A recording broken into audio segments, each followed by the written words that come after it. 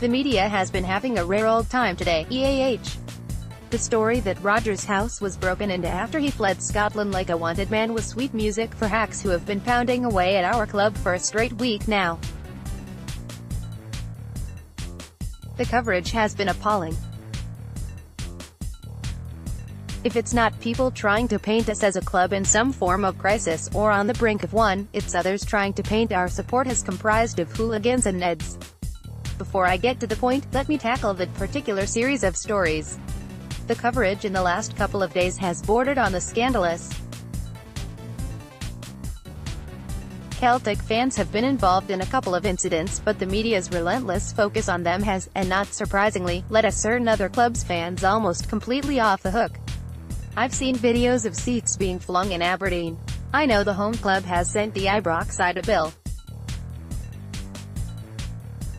But the media has focused on a few broken seats at Easter Road, steered there, doubtless by the same people who claimed a Celtic fan threw a bottle at a Hibs player, a story that so far remains completely unsubstantiated. If it's true, obviously the person who did it is a clown who should be caught and jailed, but the way it was highlighted was disgusting and reeked of Hibs indulging in whataboutery after the bottle thrown at Scott Sinclair. Last night, STV highlighted a Police Scotland report about grounds being unsafe, and they chose to show the crush at Celtic Park, something that nobody has actually alleged was the fault of our club. No wonder we initiated a separate inquiry into it.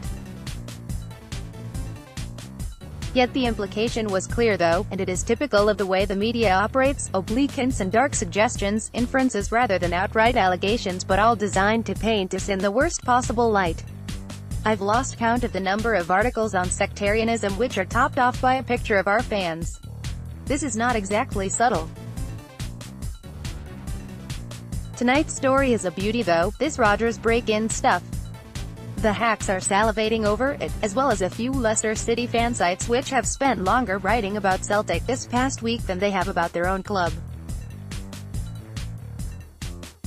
I like the way they are wrapping a supportive arm around Rodgers, but if they paid more attention they'd know they've hired a guy who will be away on his toes the moment a better offer, with more money, comes along. If the club hasn't fired him first, effectively reducing his career to rubble, that is. Rodgers' departure was wall-to-wall news last week as a gleeful Scottish media finally got their wish and ticked their box. It's easy to claim you got the story right when you've linked the guy with every job that becomes available and kept on doing it until he took one of them. But between his rush to hit the highway and the carpet bombing of the airwaves with it, there wasn't a burglar on this island who didn't think that house of his was likely to be empty of people but still filled with gear. The event, his wife and kids were still there, that those responsible chanced it anyway doesn't suggest that they were merely thrill-seekers. The media's subliminal hint that this was the work of disgruntled Celtic fans is purely and simply outrageous. None has actually had the courage to outright make the allegation, but it is there in all the coverage nonetheless.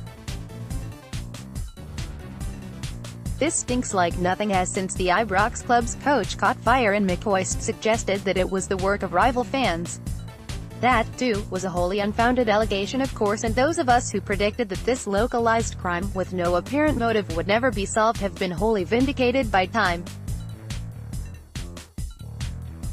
It looked, then, like the work of professionals and still does. I don't think this particular incident was, but the perpetrators managed to get into the house, steal things and leave before the police arrived on the scene. That seems telling to me. But the media would rather you believed in the story about Celtic fans, enraged at his leaving our club, risking their freedom to send a message. Absolutely disgraceful. Rodgers isn't gone more than a week and they are already using his as a prop, a stick to beat us with. They haven't even considered the damage this could do to the reputation of the game, which is already in the gutter after months of nettish behavior in the stands. It is as irresponsible as it is grotesque. When you loaded this piece you might have seen an option to get notifications. Please subscribe to make sure that you never miss an important article again. You can discuss this and all the other stories by signing up at the Celtic Noise Forum at the above link. This site is one of the 3 that has pushed for the forum, and we urge all this blog's readers to join it. Show your support for real change in Scottish football by adding your voice to the debate.